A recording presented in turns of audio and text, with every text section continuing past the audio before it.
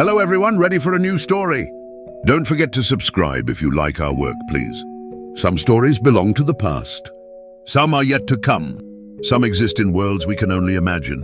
Here, every story, from history to fantasy, from reality to the unknown, finds its voice. Welcome to Echoes Beyond Time. Before he was called the Mouth of Sauron, he had a name. Not because Tolkien forgot to give him one, but because he chose to erase it. He was born human, a Black Númenórean, from a people who once stood at the height of civilization. Long life, deep knowledge, political instinct. These were not warriors bred for the battlefield. They were administrators, scholars, governors. Men who understood how systems work, how power moves, how fear travels faster than armies. And somewhere along the long decline of Middle-earth, this man realized something crucial. Sauron didn't truly need soldiers. He needed interpreters. So the man went east, into Mordor, into Barad-dûr. Years passed. Decades, perhaps centuries. He did not wear a ring, did not become a wraith, did not lose his will by force. So, that is the most important detail.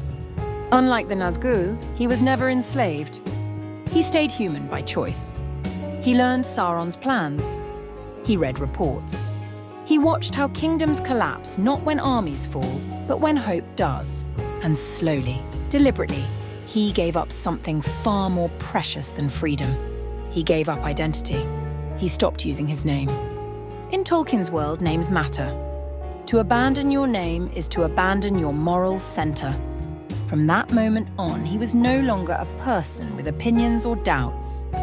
He became a function, a tool, a voice without conscience, a mouth. And that is why, when the final war comes, Sauron does not send a Nazgûl to the Black Gate. He sends a man who knows how minds break. The armies of the West stand before the Morannon, outnumbered, exhausted, clinging to a hope they themselves barely understand. And then the gate opens, not for battle, but for conversation. The Mouth of Sauron rides out, armored in black, his face already twisted by years of speaking lies shaped like truth.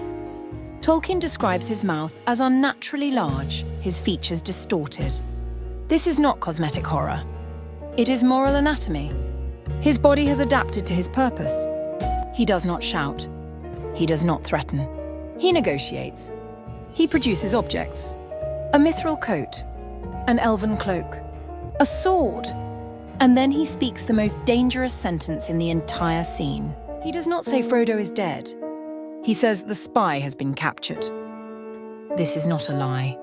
This is precision-engineered truth, a statement designed. So the listener finishes the lie themselves. Aragorn, Gandalf, all of them feel it, the moment where hope tries to collapse inward. This is Sauron's real strategy. Not domination by force, but surrender by assumption. For a moment, it almost works. Then Gandalf answers, and he doesn't argue facts. He attacks legitimacy. He tells the Mouth of Sauron that he has no authority to bargain, that he is not empowered to decide anything, that he is ultimately just a voice pretending to be power. And something remarkable happens. The Mouth of Sauron loses control. For the first time, the mask slips. The voice falters. Because without authority, he is nothing. He has no self to fall back on. He erased it long ago. And in that instant, Tolkien reveals the truth behind the character. Language detached from moral authority collapses under pressure. The Mouth of Sauron retreats, not defeated in battle, but exposed.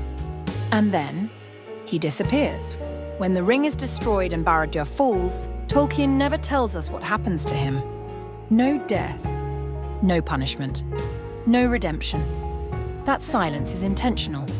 Because the Mouth of Sauron is not a monster tied to one tower or one dark lord. He represents something far more enduring, the human capacity to become an instrument of power without being forced. He is not evil because he was corrupted. He is evil because he agreed. And that is why, in a world of Balrogs and Dark Lords, the Mouth of Sauron remains one of Tolkien's most unsettling creations. Because he doesn't feel mythical. He feels familiar. If you want, the next video can go even deeper into how this character mirrors real-world propaganda, modern power structures, and Tolkien's own experience with war and ideology. Thank you for watching. Every story leaves an echo, and this one has reached its end. If you enjoyed the journey, give it a like. It truly helps us grow. Tell us in the comments what story you'd like to hear next, from the past, the future, or a world beyond. And don't forget to subscribe, so you never miss the next echo on Echoes Beyond Time.